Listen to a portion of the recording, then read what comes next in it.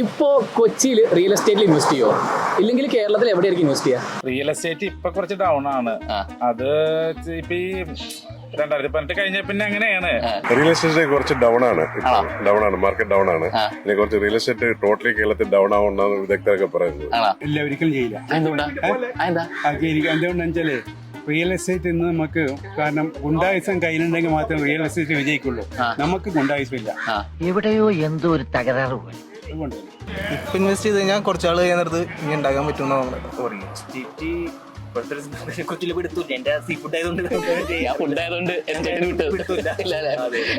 എന്താണ് അഭിപ്രായം? ഇല്ല, റിയൽ എസ്റ്റേറ്റ് നല്ല പരിപാടിയാ. കുറെ പേര് റിയൽ എസ്റ്റേറ്റ് പരിപാടിയിൽ നന്നായിട്ട് വിജയിച്ചിട്ടുണ്ടല്ലോ. നോക്കോ നമ്മളാണെങ്കിൽ നമുക്ക് ഇതിനെപ്പറ്റി പഠിച്ചിട്ട് വേണമെങ്കിൽ നോക്കാം. കാശ് ഉണ്ടെങ്കിൽ മ്യൂച്വൽ ഫണ്ടില് റിയൽ എസ്റ്റേറ്റ് വേണ്ട. റിയൽ എസ്റ്റേറ്റ് ഇല്ല.